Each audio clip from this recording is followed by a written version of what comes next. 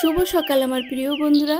আশা করছি তোমরা সবাই যে যেখানে আছো ভালো আছো, সুস্থ আছো। আর আমিও তোমাদের সকলের ভালোবাসাতে খুব ভালো আছি। আমি সাথী, আমার ছোট্ট চ্যানেলে তোমাদের সকলকে অনেক অনেক স্বাগত। তো বন্ধুরা, ঘুম থেকে উঠেছি তো বেশ কিছুক্ষণ হলো, এখন মোটামুটি 9টা মতন বাজে। ছেলে মেয়ের স্কুল ছুটি পড়েছে তোমাদের বললাম না, ওই কারণে একটু দেরি করে ঘুম থেকে উঠছি। সকালে থালা বাসন থেকে শুরু করে বাসি কাজকর্ম কোনো কিছু আমার এখনো হয়নি। তো এই বাসনগুলো রাতের। আমি বেশিরভাগ কি করি, রাতে খাওয়া দাওয়া করে সব বাসনগুলো আমি জমিয়ে রেখে দিই। রাতে কে ধোবে? তারপর সকালবেলাতে ঘুম থেকে উঠে ধীরে সুস্থে ধুয়ে রাখি। বাসন ধুয়ে কিন্তু আমার কাজ কমেনি, আরো অনেক কাজ পড়ে আছে। ওয়াশিং মেশিনে কটা জামা কাপড় কাচতে দিয়েছি সবে মাত্র, তাই ভাবলাম ওগুলো কাঁচা হতে থাক, ততক্ষণ রান্নাঘরটাকে সাজিয়ে গুছিয়ে রাখি। কালকে সুন্দর করে রান্নাঘরটাকে ডিপ ক্লিন করেছিলাম, তার সঙ্গে ফুলের টবও ধোয়া হয়েছিল। এই টবগুলো না আমার ভীষণ ভালো লেগেছে। গেছিলাম মেলাতে, সেখানে দেখি এত পছন্দ হয়েছে, তো অনেকগুলোই কিনে নিয়ে এসেছিলাম। রান্নাঘরে 4টা রেখেছিলাম, কারণ বেশি রাখলে না রান্নার যে তেল চিটে ওটা পরে খারাপ হয়ে যায়। তাই ভাবছি আগে এগুলো খারাপ হোক, তারপর বাদ বাকিগুলো আবার ইউজ করব।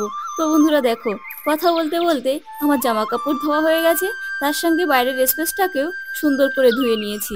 আর এখানে দেখো, আমাদের প্রিন্স সামান্য কিছু রুটি আর দুধ খেয়ে ঘুম দিচ্ছে। আমি একটা ডাক দিয়েছি বাবু বলে, আমার দিকে তাকিয়ে পড়েছে।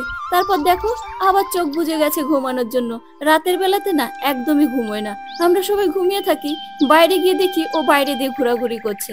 এখন বসে গেছি আমি ব্রেকফাস্ট নিয়ে। অনেক কাজকর্ম তো হলো, ভীষণ খিদে পেয়ে গেছে। আজকে আমার ব্রেকফাস্টে আছে 2টো টোস্ট, একটা রুটি, চা আর তরকারি। তো বন্ধুরা দেখো, এর মধ্যে চলে এসেছে আমার বরের ফোন। ফোন করে শুনছে আমাদের প্রিন্স বাবু কেমন আছে। শরীর অসুস্থ ছিল তো, ওই কারণে অফিস থেকে বারবার ফোন করে শোনে আমার সোনা বাবুটা কেমন আছে। প্রিন্স এখান থেকে উঠে চলে গেল কেন বলো তো? বাইরে একটা পাখি দেখেছে। কোনো পশু পাখি দেখলে হয় ভীষণ চিল্লাতে থাকে। তো বন্ধুরা দেখো, কালকে কয়েকটা সর্ষে রোদে দিয়েছিলাম।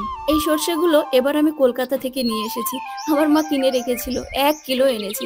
কবে যে আবার কলকাতা যাব তার কোনো ঠিক ঠিকানা নেই, ওই জন্য একটু বেশি করে নিয়ে এলাম। তাছাড়া আমাদের এখানে যে সর্ষে পাওয়া যায় তাতে একদমই ঝাঁজ নেই, খেতে একদমই ভালো লাগে না, তাই বেশি করে আনা হয়েছে। যতবার আমি কলকাতাতে যাই সর্ষে, পোস্ত, তারপরে তেজপাতা এসব নিয়েই আসি। আমাদের এখানে তেজপাতাটাও না সেরকম ভালো নয়। দুপুরবেলাতে খাওয়া দাওয়া করে সবাই একটু ঘুমিয়েছিলাম, ওই জন্য আর তোমাদেরকে সেই সব ক্লিপগুলো দেখাতে পারলাম না। এখন মোটামুটি 7:30 মতন বাজে, সবে মাত্র বড় অফিস থেকে এলো। আসার সময় কটা বোতল নিয়ে এসেছে। তোমাদেরকে কালকে বললাম না জলের বোতলগুলো খারাপ হয়ে গেছে, ফেলে দিয়েছি, ওই কারণে বোতল এনেছে। তবে বেশ ভালোই বোতলগুলো, সাইজে ছোট হলে কি, আমার তো খুব পছন্দ হয়েছে। তার সঙ্গে কিছু বাজারও এনেছে। আর এখানে দেখো প্রিন্স দাঁড়িয়ে দাঁড়িয়ে দেখছে পাপা কি কি নিয়ে এলো। প্রত্যেকদিন ওরকম অফিস থেকে এলে দাঁড়িয়ে দাঁড়িয়ে দেখে, না হলে ব্যাগে গিয়ে মুখটা ঢুকিয়ে দেয়, জানো পাপা কি নিয়ে এলো, ভাবে বোধহয় খাবার নিয়ে এসেছে। প্রত্যেকদিনই তো আনে, ওই জন্য ওর অভ্যাসটা হয়ে গেছে। এদিকে আমি রান্নাটাও চাপিয়ে দিয়েছি। ভেবেছিলাম বর আজকে চিকেন আনবে, ওই জন্য সবকিছু জোগাড় গোছাল করেছি। 3-4টে দোকান ঘুরে ঘুরে দেখলো, কোথাও পেলো না চিকেন। ওই কারণে কি করেছি, এক পাশে ওই যে প্রেসার কুকারে আলু সিদ্ধ বসিয়েছি, আলুর দম করব আর পোলাও রান্না করব। বর বলছিল পোলাও আর চিকেন কষা খাবো, চাল ভিজিয়ে রেখেছিলাম। তো কি করব, ভাবলাম আলুর দম আর পোলাও রান্না করি, দেখি কেমন লাগে। এর আগে তো চিকেন দিয়ে কয়েকবার খাওয়া হয়েছে, এত ভালো লাগে। ওই খেতে খেতে আমার বরের না একটা নেশাই হয়ে গেছে বলতে পারো। ওই জন্য বাড়িতে চিকেন বা মটন আনলেই বর বলবেই পোলাও রান্না করো। সেটা আবার সাদা পোলাও হতে হবে, বাসন্তী পোলাও আবার পছন্দ করে না, বলে কি কালার হলে নাকি ওনার আবার টেস্টি লাগে না। আগে যখন আমাদের বাড়িতে চিকেন মটন আসতো, বর শুধু বলতো বিরিয়ানি রান্না করো। বিরিয়ানি খেতে প্রচুর পরিমাণে ভালোবাসতো, তার সঙ্গে আমার ছেলে মেয়েও। ইদানিং যখন থেকে পোলাও রান্না করা শুরু করেছি না, আর বিরিয়ানির নামই করছে না, বলছে শুধু পোলাও খাবো। তো বন্ধুরা দেখো, কথা বলতে বলতে আমি পোলাওর মধ্যে কটা কিশমিশ দিয়ে দিলাম।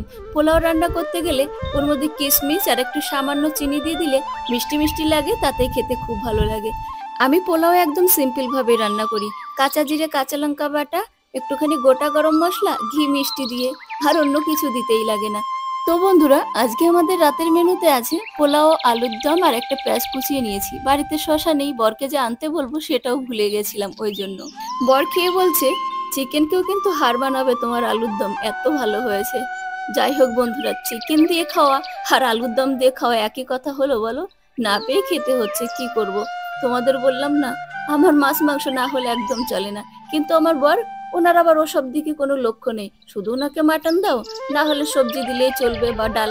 আমার ছেলে খেয়ে বলছে মাম্মি হেব্বি হয়েছে। তো আমি একটুখানি খেয়ে দেখি। রাত তো অনেক হলো, মেয়েটাকে বললাম বাবু একটুখানি খা, ও বলছে মাম্মি খাবো না, কারণ টিউশন পড়ে ও সন্ধ্যাবেলাতে কটা ভাত খেয়েছিল, ওই জন্য বলছে ওর নাকি খিদে নেই। সত্যি বন্ধুরা, ভীষণ ভালো লাগে হাতের রান্না খেয়ে বাড়ির লোক যদি প্রশংসা করে, তাই না বলো? আমি যাই রান্না করি, আমার ছেলে মেয়ে বড় ওদের তো ভালো লাগেই লাগে। তো আমি একটুখানি নিলাম, খেয়ে দেখি কেমন হয়েছে। ওরা এত ভালো বলছে।